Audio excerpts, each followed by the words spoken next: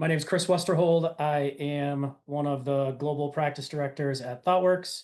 I focus a lot around engineering insights, developer experience, those types of things. And I am, very happy to have Justin here alongside of me.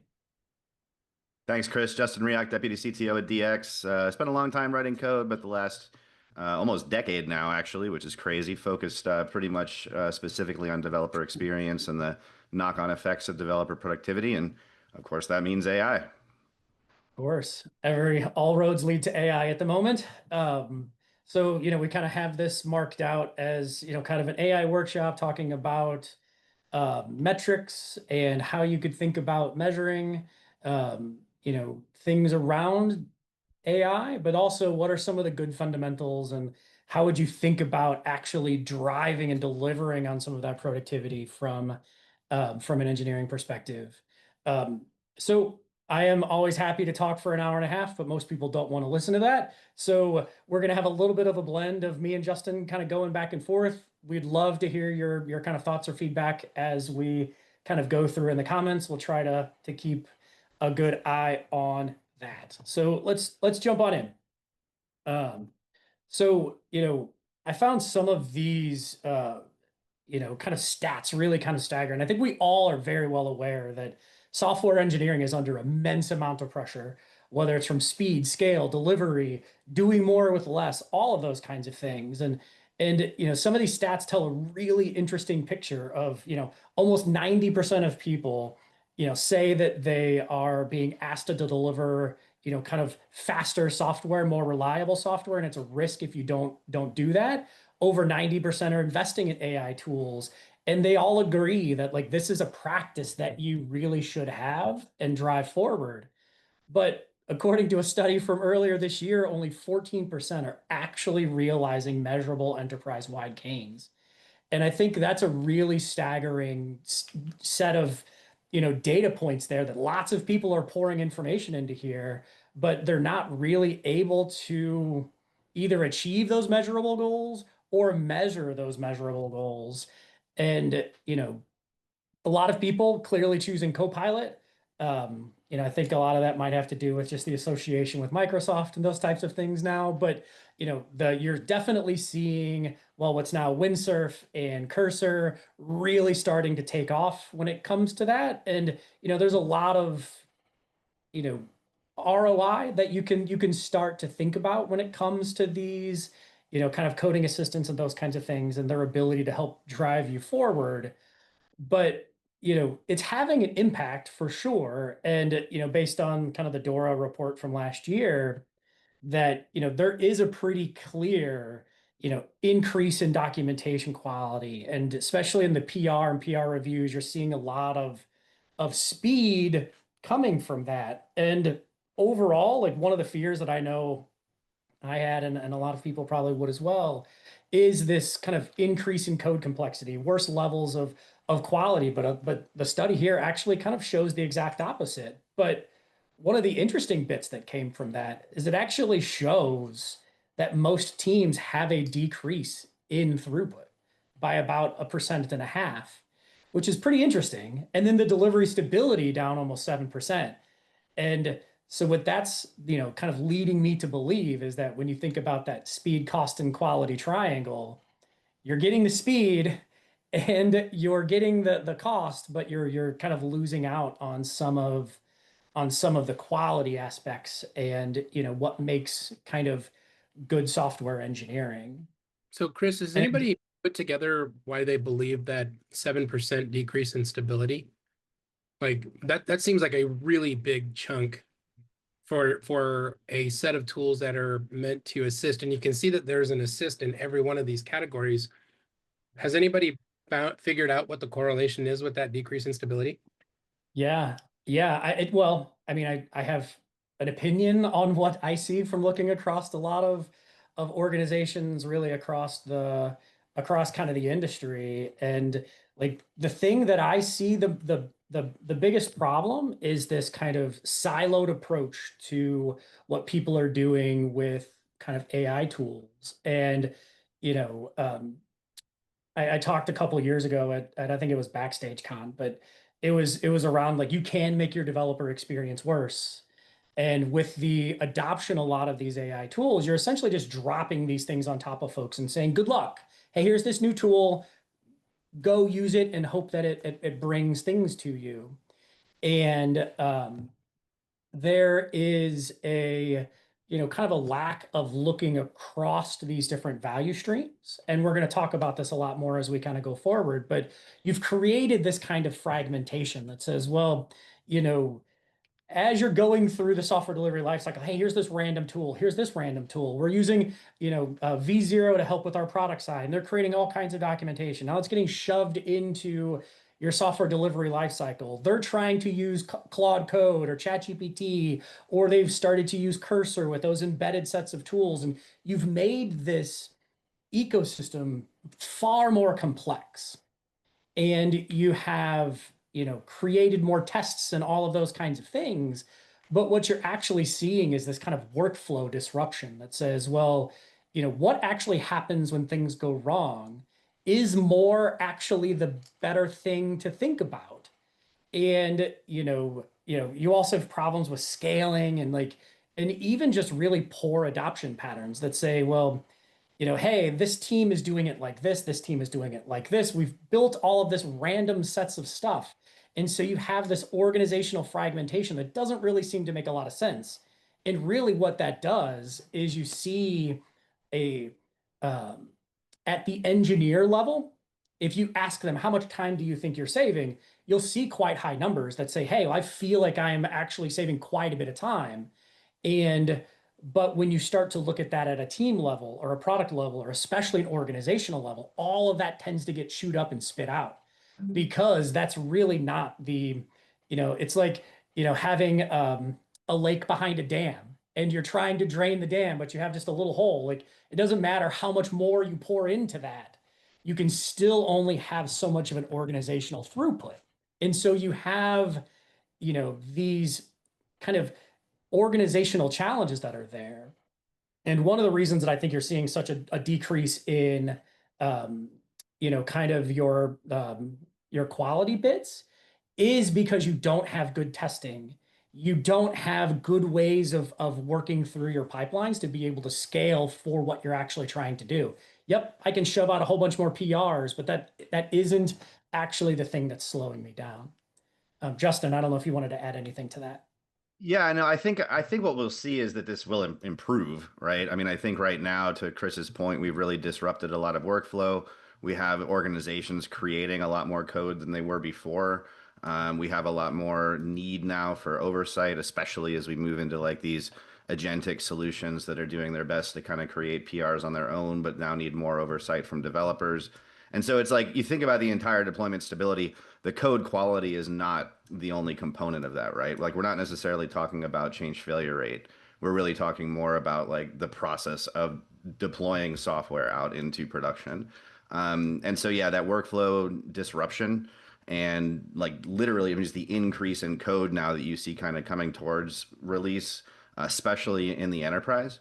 I think we're in this inflection point right now where we're just trying to figure out how to recalibrate, readjust as we, start accepting, these new sources of code kind of coming into the system. But I think as the tech becomes more commoditized and we get over sort of this initial, point, you should see that flatten out and probably even improve in the long run. Because actually, as we are like able to tune our models to our domain and make them more context specific to what it is that we're trying to do. I think that's why you see actually that slight bump increase, like improvement in code standard, like adhering to code standards and what we would consider to be code quality in the organization.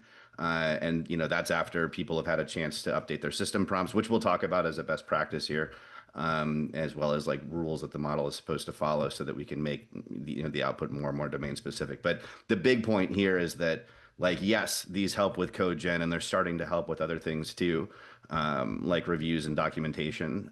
But the full release pipeline still includes a lot more than just generating code.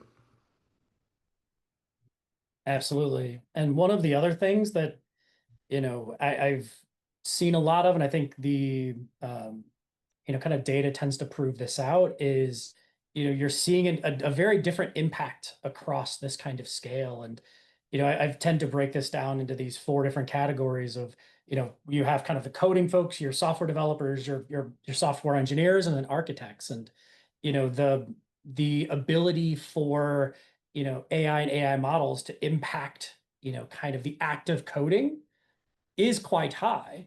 But, as we're all quite aware, the act of coding is just one small part of the act of actually developing software and architecting and building good systems. And the correlation between those things is quite staggering in some ways. When you wanted to actually, and to Justin's point a minute ago, I think models will get better here, but once you want to bring things into a much more complex organization and a set of software environment, it becomes a lot less useful, and you have to be a little bit more careful when it comes to that.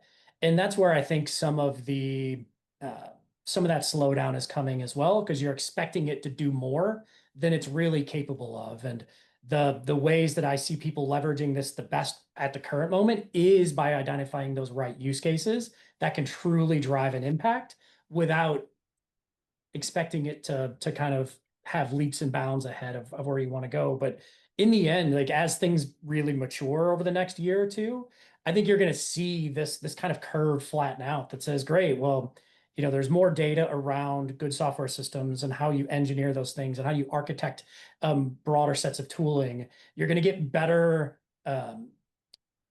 just overall tools, I think, from AWS and the GCPs and Azures of the world. And how do you actually interconnect all of those things in a way that provides sets of data to interact with? So I think there's a lot of change here, but you know, you have to kind of play with where you are at the moment, but then try to plan for the future a little bit. Whoops, what did I do here? So, but to me, we've kind of alluded to this a little bit, but whether it's AI tools or really anything, you have to start thinking about these things in these kind of sets of experiences. Like we talked about with the, kind of the code gen tools. Like, yes, you can, things like Cursor and Windsurf are doing a good job of embedding that stuff into the IDE. But how do you start to bring in more contexts? How do you start to have MCP wrappers around things like Jira, your observability platform, your infrastructure layer, so that as you're trying to go through, you know, the act of being a software engineer, whether that's actually writing code, whether it's your path to production, whether it's doing testing, whether it's doing whatever, you start to have these really optimized experiences around that where you can say where you can say, great, I can focus my time and my energy here to be able to get the work done that I need to get done with the least amount of waste and friction. And I've seen a lot of work in the kind of IDE and custom plugin space, but I haven't seen a ton in kind of the terminal based pieces. So how do you better interact with gcloud or with kubectl or with any of those other bits that can be incredibly frustrating? Things like Git. And I've been using it for 20 years and I won't act like I know how it works. And it can be really frustrating sometimes. But how do you start to build out things that are incredibly frustrating for people and make that stuff kind of go away? And really having a good developer experience, I think, layers into that. And not everything is done through the IDE, not everything is done through the terminal. You still need these kind of UI based experiences, but how do you start to think about putting that together? And, if I think about the software delivery lifecycle of, hey, I need a product person to be writing PDRs and understanding the market and being able to, build out and put together what it is that they think is the right thing to do for the business. How do you pass that through into your engineering organization? How do you pass that into your infrastructure layer and your testing and all of those things to get the stuff into production and out of a kind of a POC or pilot? And that's really, to me, the focus of what we need to do and why we're seeing such an impact or lack thereof of some of these AI tools. Justin, do you want to add anything to any of that? I mean, I agree. I think that we need to remember, with as much of a hype cycle as we're sort of in right now, what is the point of rolling, this new technology out? And it's still Can we improve developer experience? Can we reduce context switching? Can we reduce toil for hopefully the knock-on effect of better developer productivity? And I think it's really important that we don't lose sight of that as we start moving into some of these like new key metrics that people are looking at, like weekly active use and daily active use for AI tools and percentage of AI assisted code that's created, like all this stuff. These are going to be important metrics right now, like as we are commoditizing this technology and as it's coming in and we're trying to really figure out like who's adopting it and, are we seeing an ROI? But I really hope we don't lose sight of the whole goal in the first place, which is to improve the overall developer productivity of an organization by augmenting the developer experience. Absolutely. And so, we've talked a lot about metrics. We talked a lot about this kind of thing. And like one of the challenges with really kind of any enterprise metric strategy is it's complicated and it's hard to measure. It takes a lot of effort. And, you know, even from an operations perspective, and there's great tools like DX that can help you along the way with this, but you still need to figure out what does all of this mean? And, I like to talk about these kind of 5 major pillars of different metrics that are out there, but let's not fool ourselves. The only really metrics that actually matter in the end are the business outcomes. And so how do you drive better outcomes for the business? And as an engineering organization and as software engineering team, we should be supporting all of those different things. But how do you align up, whether it's AI usage, whether it's building just about anything in engineering towards these, strategic outcomes for the business? And there should be sets of metrics that help align to that.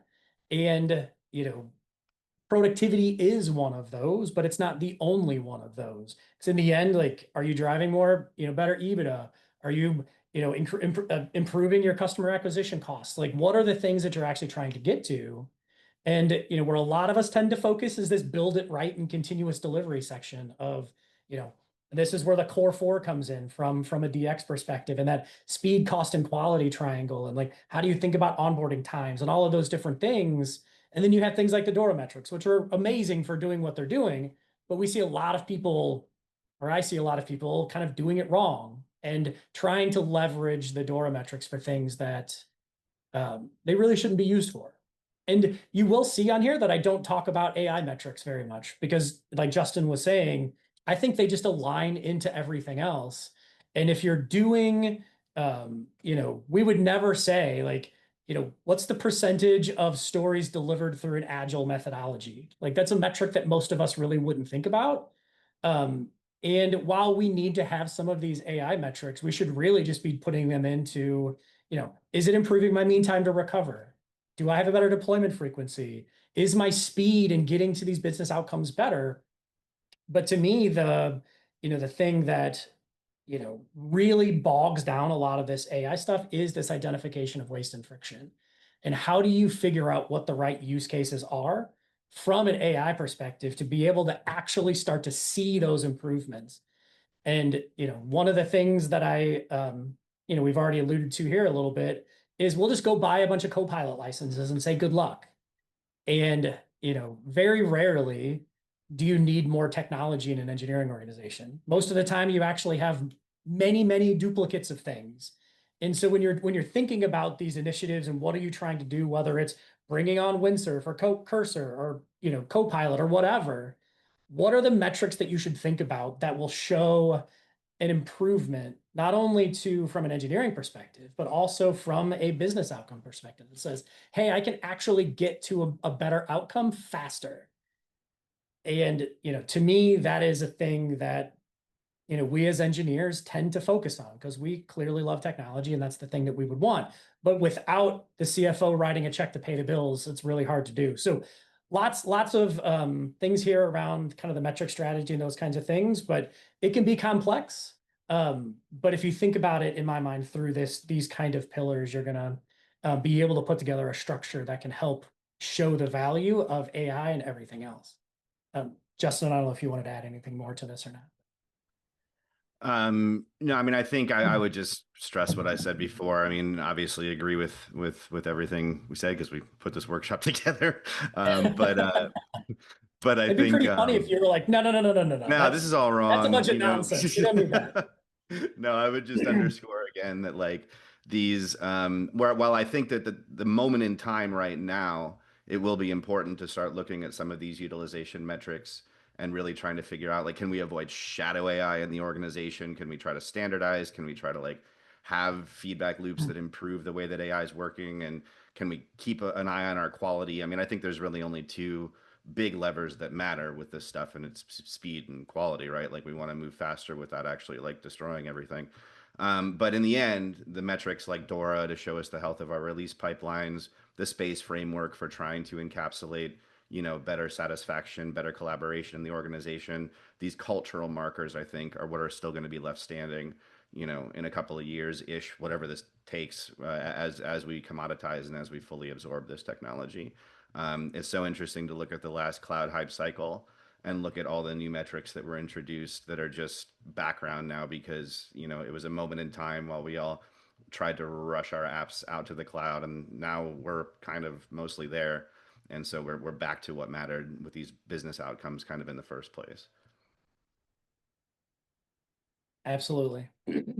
So what are some of the kind of the leadership strategies you can think about to help drive like some of this, whether it's adoption in just metrics overall, whether it's adoption of AI and AI practices? Like, I think there's a number of different things that you can do to help, kind of bring this stuff forward. And, to me, this executive buy-in, I think, is easy to say, but is a lot harder to do in a lot of organizations. Like your, you know, everything does kind of roll down from the top, and that's where a lot of the strategy is set.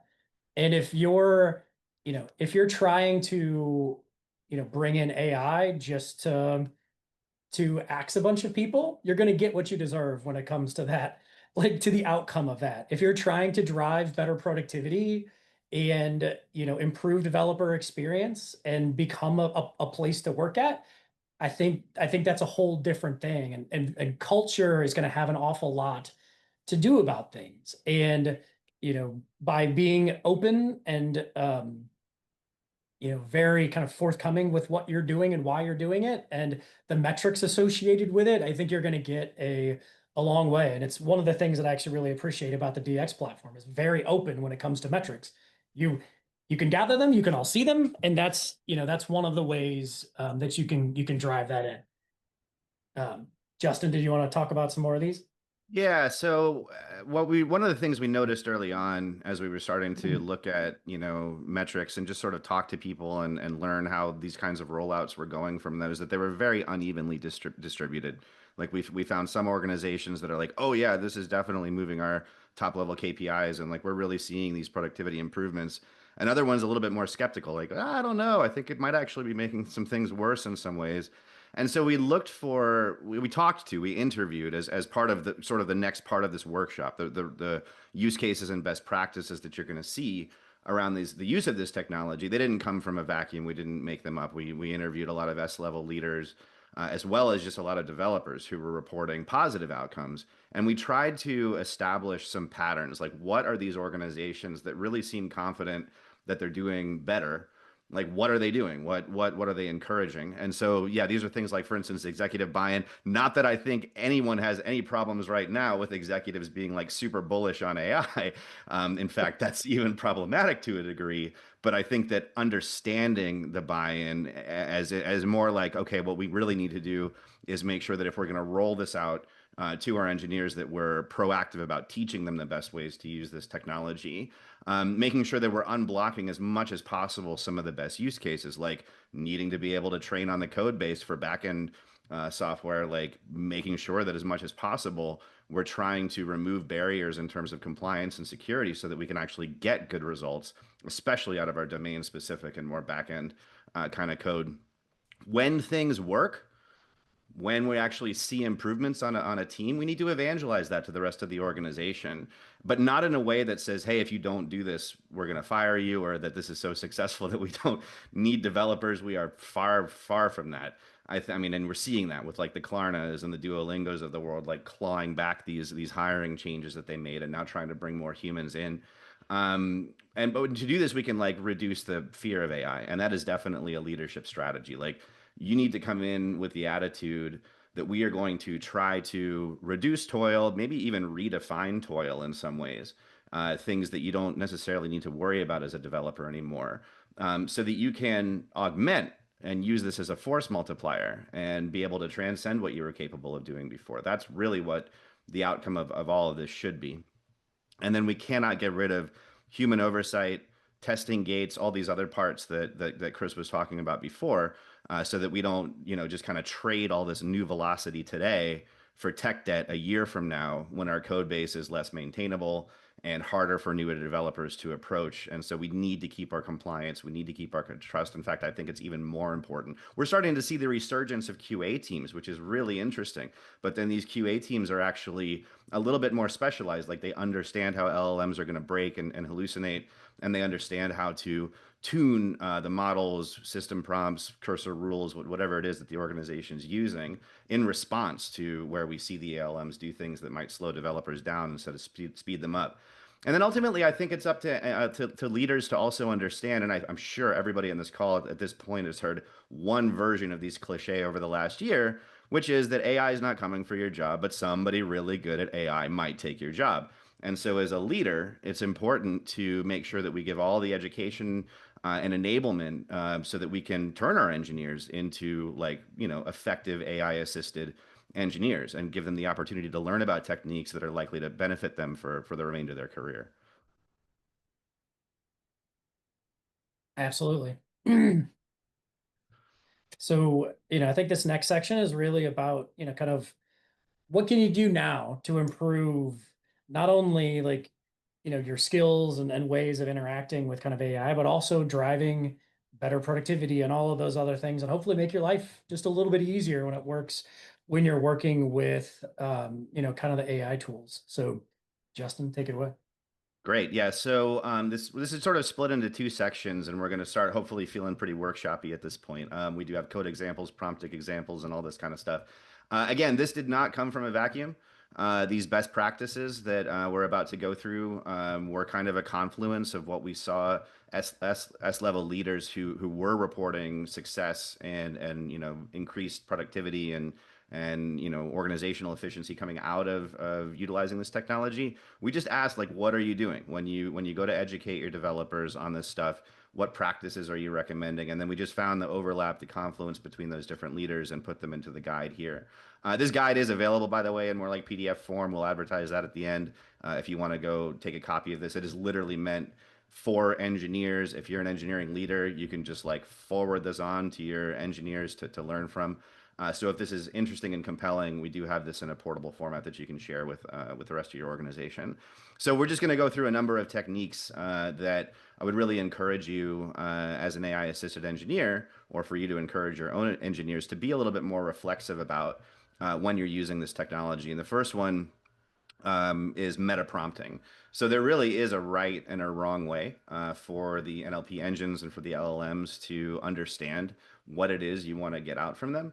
And if you're really proactive at the beginning about sort of embedding instructions within the prompt to tell the LLM, hey, this is the structure that I want to get from you, the LLMs perform much better. You end up having to do a lot less rework and a lot less back and forth. So, for instance, in this case, if you look at what we want to do here on the lower right, as opposed to just, hey, fix this error, outline exactly what you want the LLM to tell you back in the structure of your prompt. The structure matters, right? This is being interpreted by a machine, obviously. And so the way that you present the prompt to the LLM is going to do a lot in terms of accuracy and structure on the output. So you're seeing here, we're saying like debug the following Spring Boot error, and then of course we would paste the error in there. But then we're giving it some step-by-step instructions, identify and explain the root cause, provide a fixed version of the problematic code, suggest best practices to prevent similar issues in the future, and then specifically telling the LLM, we want your output to be first the error message and stack trace summarized, the root cause analysis, the actual fixed code, and the preventative measures. This is the difference between having to go back and forth with a semi-hallucinated output that you can't necessarily trust several times with the assistant to actually just getting in one shot the answer that you want to get out of that LLM.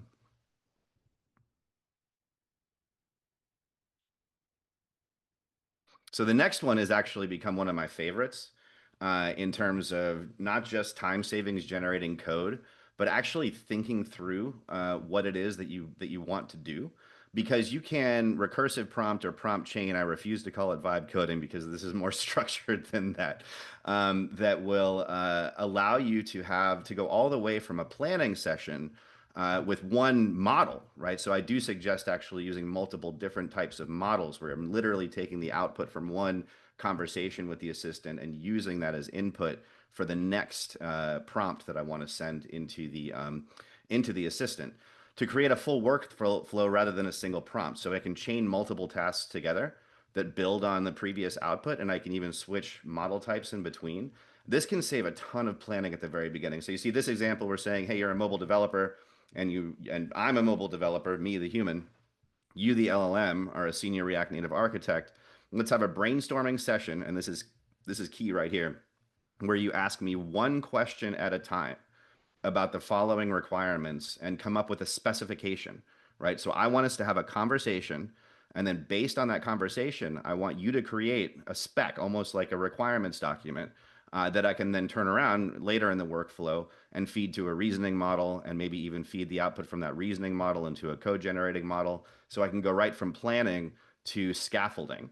Now, I don't know about you, but like in the early planning phases, I almost always forget some detail. There's some gap. There's like, oh, I forgot to talk about how I wanted to handle storage, or I forgot to talk about what I want my data schema to look like, or I forgot to talk about whether I need high availability or any of these other aspects of it.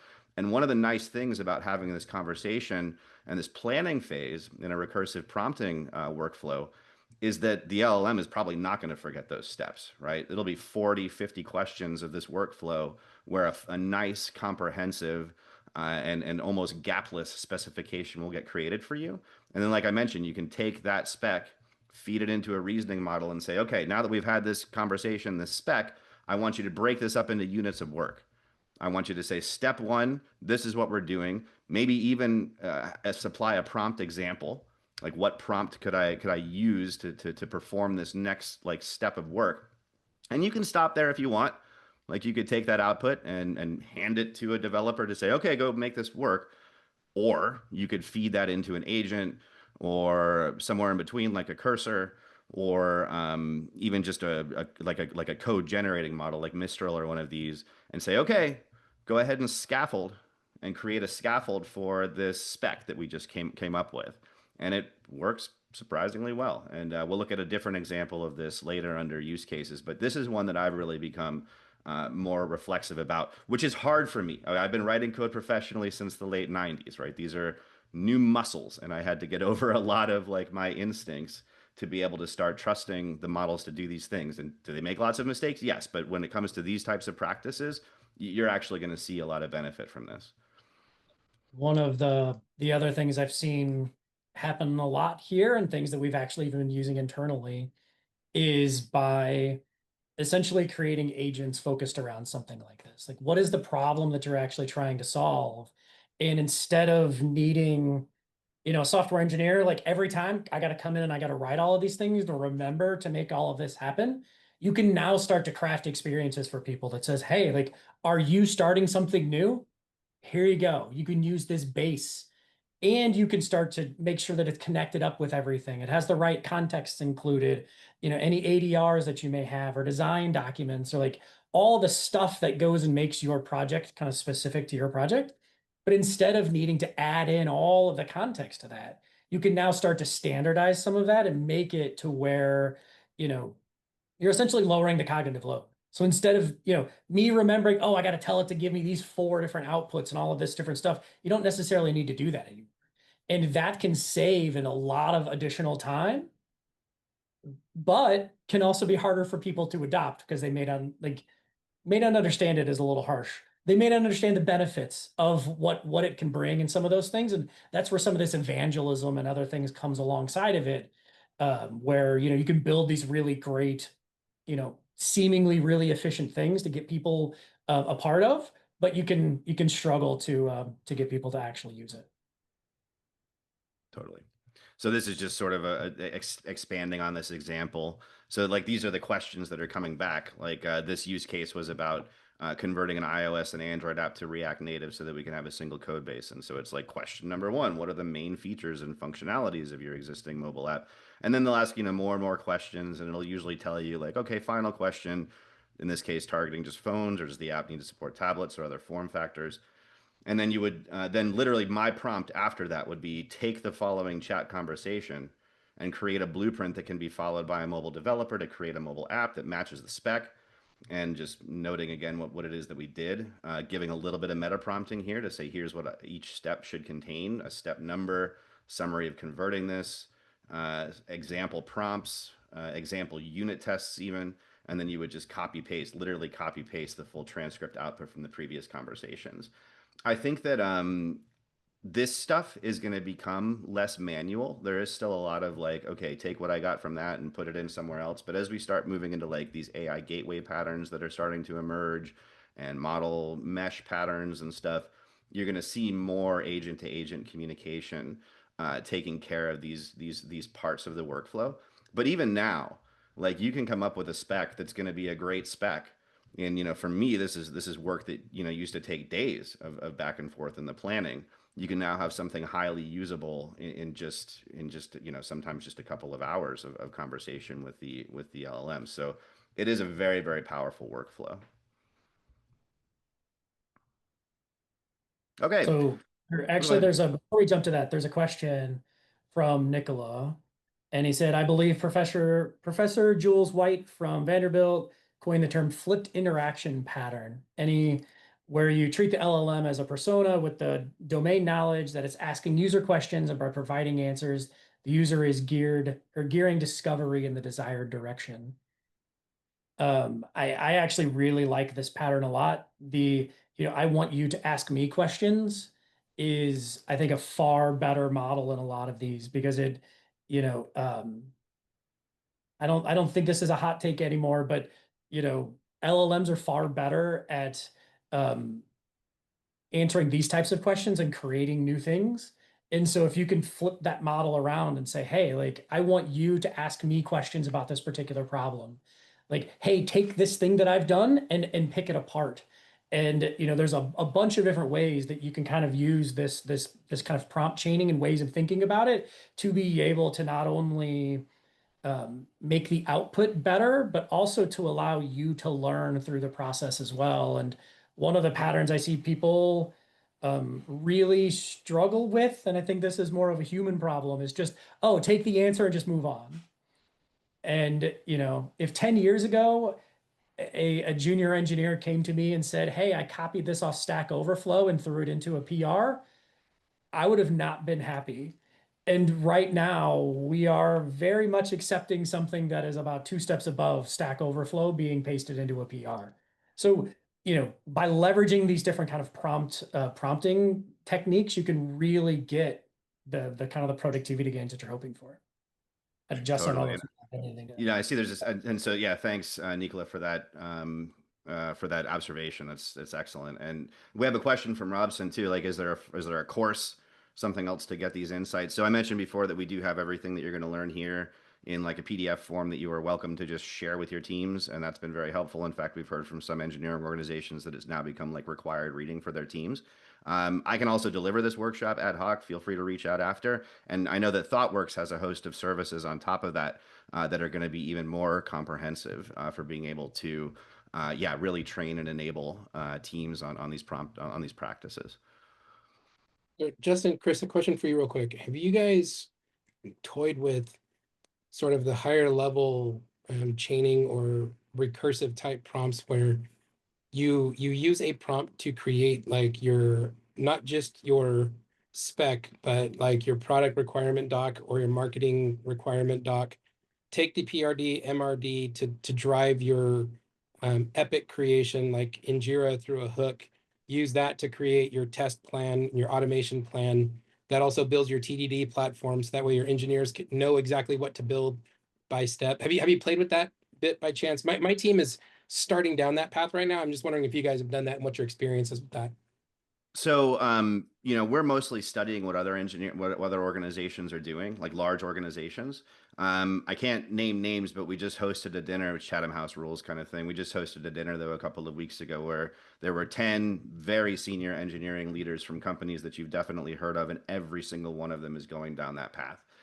Where it's like now we're blending the project management aspect, like from having these early conversations around requirements and what we want to do to exactly like you just said. We're going to generate a PRD. We're going to like push this into Jira. So these more like I would say almost hybrid, like agentic on top of conversational workflows. This is what people are doing. So no one can really make strong predictions about how this is all going to go over the next year or so, but you're definitely not alone. Big, like meaty or enterprises are marching down this path now. So Very I good. see this pattern every day. And the one thing I will add is you cannot remove complexity from the engineering organization, really just software engineering in general, but you can abstract it away. And it doesn't go away, it's just abstracted away. And so yes, by creating that type of thinking you're talking about, it requires better data and it requires better hygiene to be able to make that stuff happen. Because it's like, great, well, what does a PRD look like? What does an MRD look like? What are my design standards? What is my design system for what a wireframe would look like? What's my color palettes? What's my governance layers? Like, what are all of these other questions that a person might understand well enough, but a lot of that is just kind of inferred through other things. All of that you have to get much better at if you're going to get really high levels of results there. But that is by far the direction that everything is going.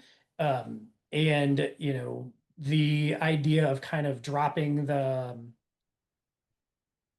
way that we've done things for a long time and rethinking those things without boundaries is a thing that I have spent a lot of my time on recently.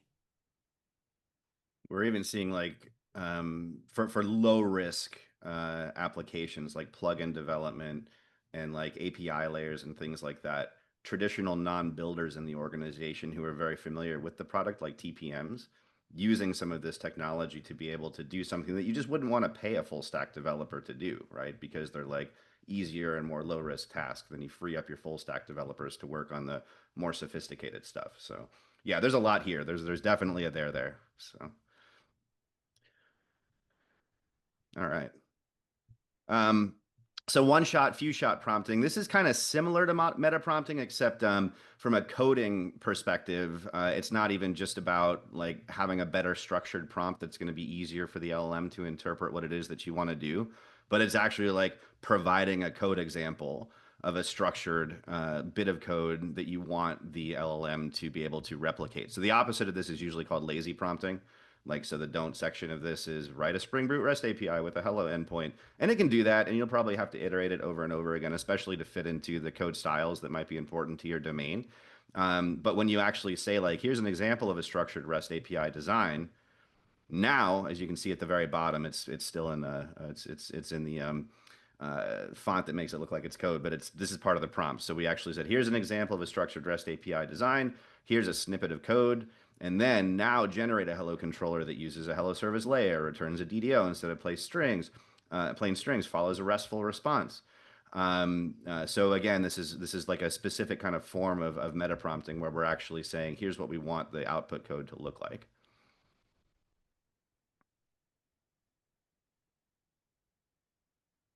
This one, very important for quality and also very, very powerful.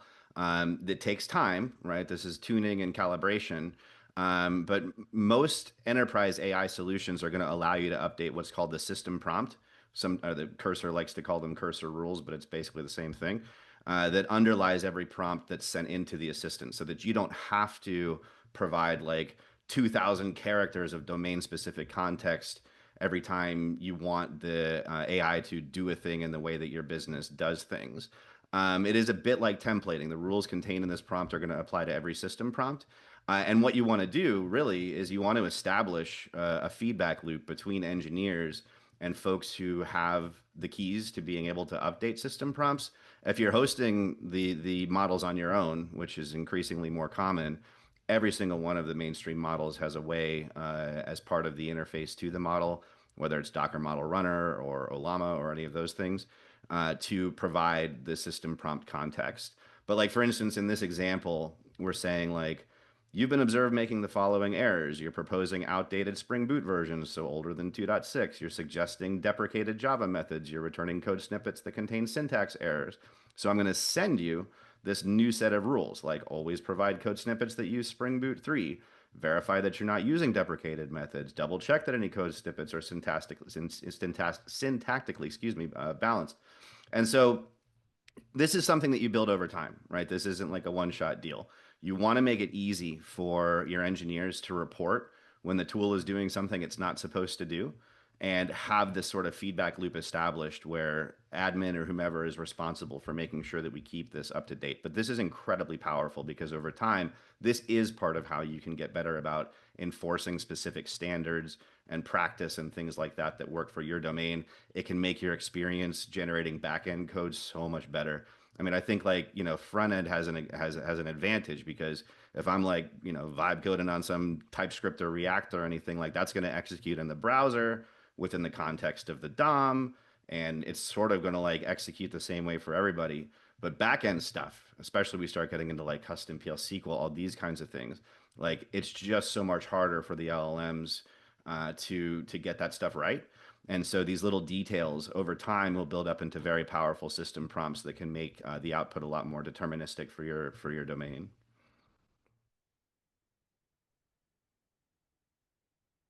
Multi-model adversarial engineering, another one that's like very powerful for driving better quality, and one that I think will become increasingly abstracted away as stuff like agent-to-agent patterns and AI gateway patterns become kind of more mainstream. But like one nice thing about using these AI models to do the work is that they have absolutely no ego or attachment to the work that they've produced. So they may be confident in what they're telling you, but you can literally take the output from a chat GPT response and feed it into Copilot and say, hey, is this better than what you gave me? And it will happily tell you like, oh, this is so much better. And so if you do that, like with a few different models, you can actually drive this adversarial approach to getting better quality and more comprehensive answers out of the models. It is cut and pasty right now. But again, I think that this technique is something that you'll see abstracted away with more automation as we build more of an infrastructure around the way that multiple models can communicate with one another. Yeah, and I think you're absolutely right with the rise of more of the agents, and especially agents being embedded into your IDEs. You're going to see a lot more of these types of things where, as you can kind of essentially chain them all together and say, hey, like, give me this, and now you can hopefully be able to get a much better outcome. But I think the challenge with this goes along with what you were saying before about self-hosted models. And so if you're paying, you know, high dollar API calls for every one of these, it gets a little rough. But if you can start, figuring out ways to build this internally with self-hosted agents that can leverage it, it can be very powerful towards getting you a better starting block than what you had before. So super, super powerful. But I agree. I think this is going to go away here shortly. We do have Oh, a and question. yes, absolutely, Yeah. Nick. Doing this with different models, even within the same tool. This is why I think that we'll end up automating a lot of this stuff because, yeah, we want to put the answers in front of like different underlying foundational models and see which ones give us better solutions. Yeah. And if you're thinking about, layers of observability and those types of things inside of here, you should be, this is still very nascent kind of stuff, but like, how do you start to understand the validity or the value of each of the outputs? And you should be able to start to gather information around, hey, this type of model is good enough for this type of activity. And, whether it's building your own models, whether it's using some of the mini models or whatever, what's the right tool for the right job? And if I wouldn't be making calls to Claude Sonnet for every little thing. And there's the article that came out probably a month or so ago now that like people saying thank you to LLMs is a multi-million dollar problem. And so, when you think about an enterprise that is of relatively large scale, thinking about chaining these things can be really beneficial, but can also be really expensive if you're not careful. Heidi, to answer your question, not as good of a reference as I'd like to see. We're doing a lot of research internally now because this is actually something I want to put out there. We have a like a feature comparison and domain comparison type of guide that we're going to be pushing any minute. It's like in queued for promotion right now in marketing. But a good research, if you haven't, I'll type this in the chat too, in terms of understanding at least how different models are performing with different tasks is Swebench, if you haven't seen that already. And it'll show you a number of different contexts in both agentic and assistant scenarios, and it'll tell you like percentage wise, here's how these models are performing under these various conditions. So I get a lot of mileage out of that benchmark. I look at it almost every day. But we're also going to be producing some more content on that like very soon. So. Yeah, I mean, that one's a tough one, Tia, because right now it's like we don't really have the new roles yet. And so it's kind of getting spread between like, again, depending a lot on the culture of the organization, but like sometimes platform engineers are like responsible for this now because the AI agents are being integrated into the platforms. I do think you're going to see the rise of like a new type of QA role that's already emerging around this stuff. Sometimes it's architects, folks that are senior in the organization. Again, this is, as we didn't have cloud architects 20 years ago, and now, we have so many of them. And, I mean, I think with any hype cycle, you're going to see these new roles emerge that specialize in these types of things. But right now, unless Chris, maybe you've started to see some stuff in your purview, I think it's right now the responsibilities are kind of being handed to people in existing roles. So.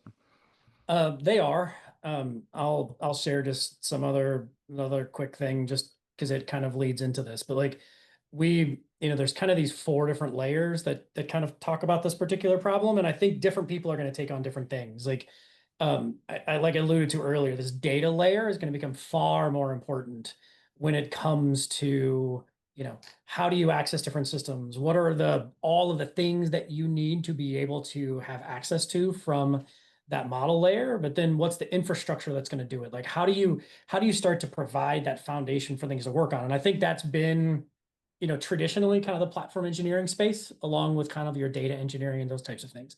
But there's now this kind of model layer and agent layer that is where some of this is kind of leaning into. And that model layer is really about like what models are you actually going to do and what are you going to use and how are you going to support them and what are the things that they should actually accomplish and what's the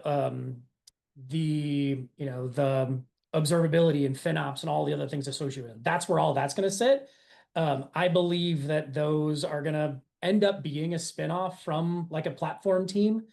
They're not going to be the traditional team, but then you have this kind of layer, like the experience layer and agent layer, that is going to be probably a part of the platform engineering team in the end. But a lot of that stuff is honestly still up in the air. But this is how I see people really starting to think about it. Yeah, that's perfect. Yeah, sorry for that. And now I've lost my other screen somehow.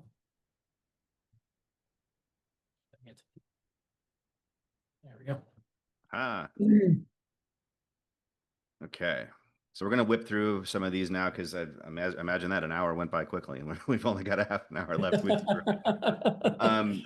So one thing that's underutilized right now is other modals for interacting with these services. Like for instance, being able to upload an image or a roadmap or a workflow. These models are getting very, very good at interpreting stuff beyond just like typed out natural language.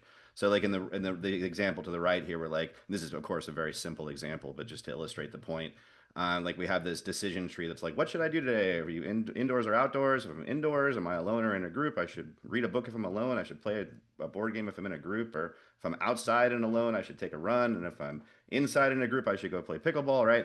But the point is that I can actually just upload this image right into a lot of these assistants and say, okay, go implement this workflow.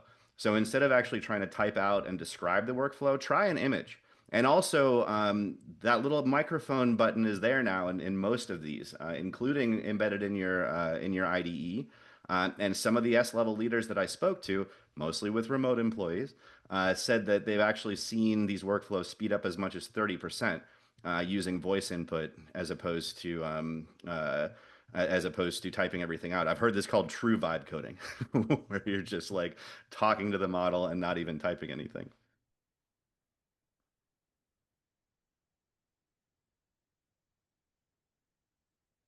Understanding determinism and non-determinism. So of course, these systems are probability models, they're executing nearest neighbor calculations, and they are by their very nature dynamic and non-deterministic, which is where a lot of this fuss is coming from. But most of these do allow you to tune effectively the entropy, sometimes called the creativity, of the model by adjusting what's called a system temperature. And when the model is going to make its decision and it's traversing the LLM, the amount of randomness that's going to be applied to figure out like the next token can actually be adjusted by lowering, so for more deterministic, or raising for less deterministic, the temperature of the prompt. Now, if you go into, again, Olama, Docker Model Runner, LM Studio, if you want to experiment with this on your own, you'll see a section there for adjusting the system temperature. It's meant to be between 0 and 1, but don't use 0 and don't use 1 for reasons. A lower temperature is going to really be like, in this case, like a thousandth. So we're saying 0.001 would be a lower temperature. And if you look at what's happening here on the right, so I set a very low temperature, 0.0001, and I set a prompt, like create a JavaScript method to render a gradient of colors from blue to red. Now, of course, I should have used meta prompting and multi-shot and all this stuff, but this is just an example. But you'll see what's happening. There's very little variation in the output. In this case, there's absolutely no difference at all when I have the temperature set down at 0.0001. So I've asked it to make this gradient, and it's just creating an HTML structure for me and a body. But we move to the next slide here. We can see what happens when we bump this determinism up and non-determinism up, I should say, and ask the model to be a little bit more creative by giving it a system temperature of 0.9. Now look at what's happening. The first time it does something kind of similar to what we saw before, creating the HTML structure. The next time it goes for the HTML5 canvas, a completely different approach to solving the same problem. And that difference in output comes just from adjusting that one parameter around system temperature. So you could see where the combination of like updating system prompts and coming up with a feedback loop for system prompts, along with understanding what's a good temperature, like a good temperature for your culture, can actually give you way more levers to pull to try to keep the code more domain specific. How might one determine what temperature the room should be at? There we go. I love that. Okay, so those were kind of our prompting practices. The second part of this study involved identifying through our platform and through surveys developers who were claiming that they felt like they were saving, in this case, at least an hour a week in their work. And now you got to remember, a lot of these developers only get 5 to 6 hours a week to code because of the way the cultures work. So that can actually be sort of a significant chunk. And we asked them to just stack rank, just say, give us, and what you're seeing here, the number on the bottom are weighted averages from their responses. And so we asked them to just say, stack rank your top 5 use cases. What do you think are the most valuable, most time-saving use cases? And we pulled it into this section of the study. So I think it's, and we're going to go through each of these. So we're not going to spend too long on this slide. I just think it's very interesting that the number one most valuable is not a code gen use case. It's stack trace analysis, because these models are actually still way better at like reading and understanding and interpreting than they are generating and writing. So right here, and this is a thing that I, again, old school developer, having to change some muscle memory here, but I've gotten myself now pretty reflexive around instead of trying to do what I've used to do. I mean, I was an old school J2EE developer for a while. You've seen Java stack traces, you know how hairy they can be, and just going line by line to try to figure out what's wrong. Instead, no, ask the agent to do it. In fact, a lot of these agents like Cursor and Copilot that are baked into the IDE, you don't even have to prompt them. You can just say explain or in agent mode, cursor knows how to, figure out what went wrong with the stack trace. This is a really good time saver. Just ask the agent what went wrong when the code crashes or the build fails, and it's going to give you a pretty good response on that. Refactoring existing code, again, better at interpreting what you've already got. So in this case, we've got some suboptimal Java code that's just calculating the sum of a couple of digits, and it refactored it after we asked it to and said, oh, no, you really should be using an int stream to do this instead. Code's more readable and more efficient. Test case generation. This is controversial, but you're starting to see products come out that are just solely dedicated now to generating unit tests for existing code. Also seeing interesting approaches to test-driven design, sort of taking the opposite approach, designing the test first and then feeding those tests into a similar prompt, which would be like, okay, well, now scaffold the code that would get us, get us everything green on a test set that looks like this. It's kind of cool too, because you can say, like, if you don't need like 100% coverage, but you just want good coverage, you can do things like take this class and create unit tests to bring it to 85% code coverage. Cursor is really good at that too, because it knows enough to actually how to run the test suites like Jest or whatever in the IDE to then see, like, did we actually hit the level of code coverage that we were after. So yeah, this is number 3 on our list according to developers. Learning new techniques. This is a great thing to really evangelize as part of enablement, and to be able to, like I said before, not only reduce the fear of AI, but also to really try to encourage employee success with this. These AIs can be great at giving you new concepts and showing you new ways to do things. Certainly explaining existing code, but also just something as simple as this. I've got 5 years of experience writing Java in Spring. Show me how to create a Java 24 virtual thread in Spring. And then it happily gives you a nice explanation of that with a code example. So this is a great way to speed up learning, where you may not have access to somebody super senior in the organization, for instance, and you're feeling really motivated at 3 a.m. to get something done. Like this model will be here for you to give you this explanation. So. I like to think about this one as like the rubber ducky almost, or Yes. the new pair, right? Like, we've been a big long time proponent of pair programming and those types of things, and I still think there's a good lot of reasons to have actual pair programming in certain scenarios. But in a lot of scenarios, having an AI assistant as that pair or that rubber ducky to bounce off of can be incredibly useful towards not only solving problems, but understanding different techniques or understanding what works or what doesn't work. And I think a lot of people, I think, us older folks have a little bit of a tough time kind of talking to an LLM like that, like you would a person sitting next to you. And I think that's one of the things that I know I've personally had to retrain my brain on and be able to leverage them in different ways. And like, it's very much about solving the problem, but it is also about helping in a lot of these other ways. So this is definitely one way to bring that in. Complex query writing. I can lay my hands right now on the book Mastering Regular Expressions. I'm pointing at it on my library right now, but I haven't had to crack that book recently, because it's actually pretty good at doing some of these like one-off things, like creating a regular expression, or if you feed it, schema, creating like a decent query. Now they don't always create the most efficient queries, but they give you like a good starting point to then go and like tune the query. But in this case, we're just saying, okay, here's some example data to parse. These are just log stamps. And now we're saying create a regular expression that'll parse timestamps, usernames, IP addresses, user actions, and transaction IDs from log data in this format.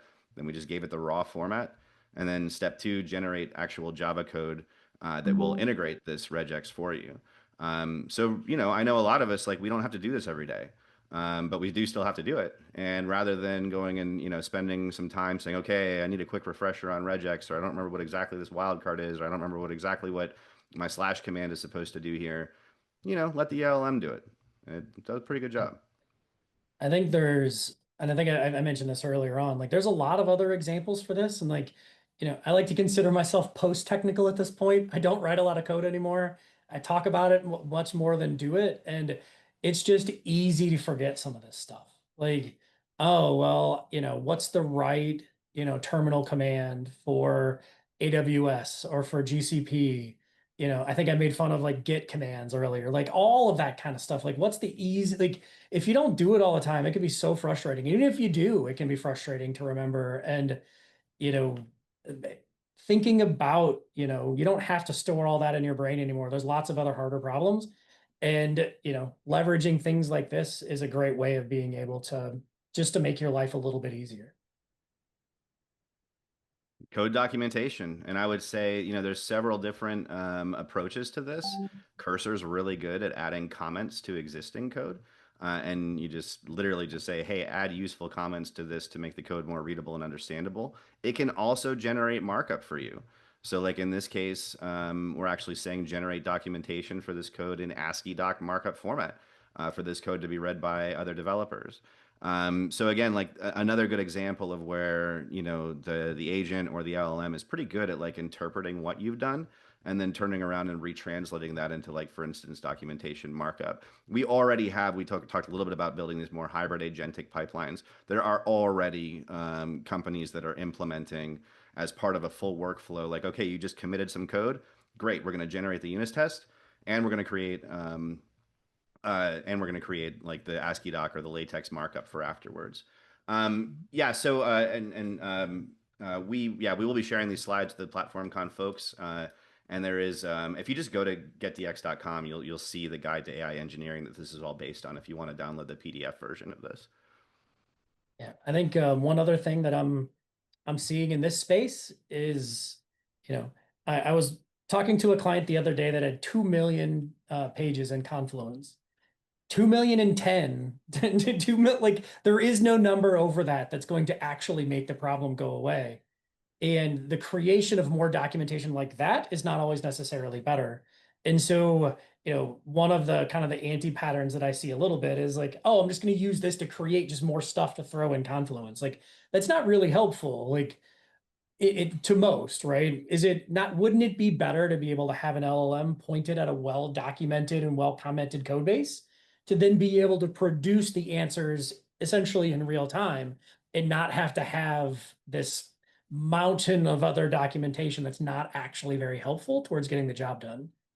Um, the the other thing that I find that happens here a lot as well is you come up with ways of answering the question easier and not making the question go away. And kind of goes back to the old kind of adage of like don't automate a bad process. There's a lot of rethinking that needs to be done in this space, and not just around documentation, but just in the software delivery lifecycle in general. And like we have all of these new tools, and there's different ways, and there's different sets of constraints that we have. So, don't just try to make a problem go away. Maybe rethink it. Yeah, I love that. Mhm. So we already kind of went over this one, which recursive prompting, but it also came up in sampling developers, and so it bears mentioning in this part of the guide as well. And this is just a different example. In this case, I'm a product manager, you're a senior software architect. Let's have a brainstorming session that'll help me design an application to create an Elasticsearch index for a large table stored in Cassandra, right? So just a different use case here, but you could see like where the LLM is going to ask like totally different questions. Like, what's the primary use case for this Elasticsearch index in this case? Are we optimizing for full text search, fast lookups, analytics? Will the data in Cassandra be static, append only, frequently updated? So you can really start to see, especially for these types of applications, like again, like just covering all the gaps in this part of the early planning phase just saves you from having to then deal with maybe some of those missed use cases later in the software development phase. Yeah. And I would reiterate one of the things that I said earlier, taking and turning these things into agent prompts and then asking then questions to this prompt that essentially already exists or building this into a chain of other things is where a lot of this value comes in. Like writing all of this stuff every time kind of, just off the cuff, super heavy, but you now have better ways of kind of prompting through some of it. And you can take those specs and you can turn around and ask it to scaffold out the code. It's not going to do the whole app for you. We're far away from that. But sometimes just getting started can actually be the hard part. I mean, when I was full-time developer and later an architect, there were plenty of times where I was just like staring at the screen, like, all right, Like, where do I begin? And, being able to say, okay, well, now take the specification that I want to do, like in this case, create a code outline for a Java app that'll listen on a Kafka topic and create a multicast pattern to a Postgres endpoint. Then here we go. It's created the app structure for me. It's given me some, it's created a consumer service, which is great, a Postgres service, which is also great. And it's even given me options here. If you want to use Maven, here's your POM XML. If you want to use Gradle, here's your build.gradle file. And of course, I don't have to take this, but oftentimes just starting here and then saying, okay, well, I don't like that. I'm going to change this and I need to add this can save you that kind of early analysis paralysis. And then, yeah, last one here, code explanation. Just what is this code doing? In this case, we're saying explain the purpose of each annotation in this Spring Boot controller class. This can be really helpful if you're trying to interpret code that may be written in frameworks that you're less familiar with, or dealing with legacy code in the organization. In this case, it's giving us a nice explanation. I would have inserted some code here for a Spring Boot app, and it's breaking this down, saying, okay, let's go through every single annotation. Let's talk about what these are. And, you get this information pretty instantly. And, because you now have a lot of these models baked into the IDE with things like Copilot or Cursor, you can just get this explanation right there in your environment, not have to leave and go to some other source. Absolutely. So lots to talk about when it comes to like, hey, what are the ways of like, doing better with the agents? And I know we've kind of leaned into some of the agentic stuff and those kinds of things. So I thought it would be kind of useful to be able to dive into a little bit of kind of the agentic stuff. And so when I think about, where do you want to focus your time here? And, in software engineering and really in everything, like you have this kind of known, none unknowns, this kind of grid you would see here. And when you think about these different use cases for, for whether it's LLMs, agentic workflows, like being able to kind of automate or at least augment these things, starting with the kind of known knowns and the none unknowns is really the way to go. Because that's removing essentially toil from your engineers and just say, look, like, you don't have to do this thing that kind of sucks. Like, and we can essentially automate these things for you. You know, I'm old enough to remember deploying on Thursday nights at 8 p.m. Like, and now we deploy multiple times a day, every day, right? Like great. There's ways of being able to automate that. And with this new set of tools, it's really, really good to focus on the things that you know and be able to augment that so that you can spend the time of your high-end engineers and all of those folks on the things that actually matter, that have the biggest impact to the business overall. So here's one of the examples that I've kind of threw together here. Thinking about incident management, right? Like right now, what actually happens? Well, somebody gets an alert, they go in, they pull up Splunk or whatever, they pull up, Datadog, Dynatrace, they go in, they start, pull up their console. There's all of this stuff that's out there, and you try to do this broad analysis of what might be going wrong. And, there's, if you're good at it, you definitely know where to go look. But if you're at a new code base or something else, you may not know. But what's stopping us now from thinking about the known knowns problem? Like, hey, this is a known problem. Things are going to break. And so how can I start to inject an agent in there that says, well, hey, agent, we know what we want.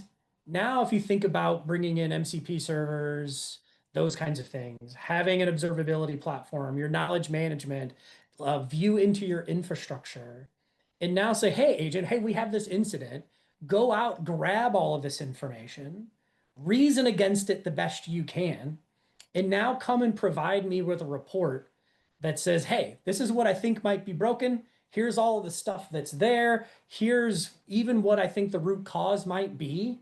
And now you can take that report, you can drop it into something like Cursor. Now all of a sudden you can start to quickly get to resolution. Submit your PR, bam, you're done, right? Like you've now augmented this, kind of this flow to help get to a better mean time to recover that is then going to drive to better business outcomes and all of those other things. So if we think about this from like a stage 2 perspective, like stage 1 really missed out on one thing, and that's really stabilizing the environment. And so the first part is the same, right? Like, hey, this alert happens. We want an agent to go reach out to, my observability platform, again, the infrastructure platform, to build this kind of again, this kind of report that says, hey, like this is the stuff that might be going wrong. But now you can pass it over to another agent that can then reason on what the problem might be. And now via MCP, maybe you can turn off a feature flag. Maybe you could roll back from a blue to a green, or at least notify everyone downstream that's leveraging your API to say, hey, like this thing's broken. Like I'm not sure what's wrong, but it's broken.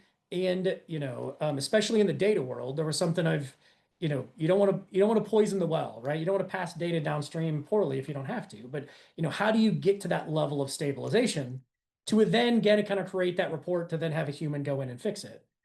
Well, you know, while this, stage 2 doesn't necessarily look that much more complex, there's actually quite a bit more here that can cause a lot of problems. You have now given an agent via MCP the ability to turn off and on things inside of your application. You've given it the ability to roll back from a blue to a green. And you've now given it the ability to do all of those things. And so now there is a layer of observability and auditing and all of these other things that you're going to now have in place to put checks and balances in there to be able to make sure that, hey, like this is doing what I would expect it to do. And if you're in, a highly regulated environment, you're going to have audit trails and everything of all of these different bits to be able to show that, hey, like this is what actually happened to get me to where I wanted to be. Like you still have a human in the loop here, but you've now automated the resolution of a lot of those types of things. So, while this sounds great on paper, there's a lot of work to actually be done. And now I clearly didn't fix this slide. Maybe this is a Freudian slip, but you now have this kind of auto resolve part, right? And where it's like, oh, well, I've got the agent, I have the information, I have the report, I've stabilized it. Now I can just go and create a PR and to have this kind of sanity check happen and have it just auto submit a PR and have the human kind of in the loop. And as Justin and I were very jokingly put into here, it's clearly in my mind not going to happen. And what I would say is it's not going to happen right now, right? Very few have the governance checks, have the documentation and the ability to be able to put all these things together to be able to actually get to this point. And the question is the juice worth the squeeze at this point as well, where it's like, all right, well, you need to now you now have 3 agents in this loop. You now have many, MCP servers. You need to have other agents to do sanity checks. You need another agent to check the PR. You need a human to you now all of a sudden have created this incredibly complex set of systems to get you to this auto resolution that is it that much faster? Maybe, maybe not, right? Like if you can get to stability, which is the thing that matters, like, hey, as a business, I can operate this particular platform that is there to drive hopefully more business for for the organization. So as you're thinking about these different use cases and pulling them forward, like think about where you might want to start. What are the different stages that go along towards making it happen? Because, it there are pros and cons and costs associated to each one of those and how it all kind of goes together.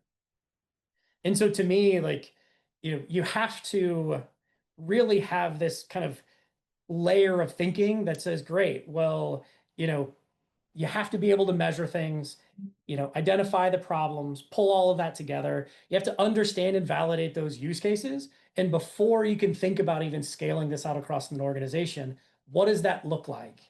And by kind of thinking about this measure, transform, scale, whether you're, doing complex agentic, AI workflows, or you're doing better prompting, or you're just trying to understand, are things working inside of your organization? Thinking through things in this kind of methodical way, I think will drive, better productivity, improve just the overall developer experience. And, one last metric that I'll throw out there, and I know Justin has a lot of data around this too. We recently did an internal study, and there's a very heavy correlation between productivity, developer experience, and kind of lack of attrition. And a good developer experience leads to happier developers, leads to higher productivity, and that cycle can absolutely continue to work through. So I think this is the end of the road, but and anything else you wanted to add there, Justin? Just trying to answer Barty through chat. Yeah. No, I mean, I think, thanks everybody for joining us for all the interaction today. I think there were some really, really good questions. What we've presented today, I think represents as much as possible a moment in time. But as Chris and I have just sort of both alluded to, like, this has been like the bulk of our research. This is what the market is asking us to produce content on. So we'll always be continuing to, evolve this corpus of educational material and make as much as we can available to the community as possible. This is the guide that the bulk of that presentation, the prompting techniques and the high value use cases are based on. You're welcome to pull it from the site. I do see, I was going to let Barty know, if for some reason you don't have a work email that you can grab this from, please reach out on LinkedIn. That's probably the easiest way for me to share it to you. I'm pretty easy to find, and we'll make sure that we can figure out a way to get you a direct link. Great. Well, thank you all very much. Just like Justin said, really, really appreciate it. If there's any feedback, any follow-ups, any questions, please feel free to reach out to us on any of the social channels, LinkedIn. We'll share the presentations and everything. And yeah, thank you all again. Appreciate it. Enjoy the rest of your morning, afternoon, and evening around the world. So enjoy PlatformCon. Thanks all.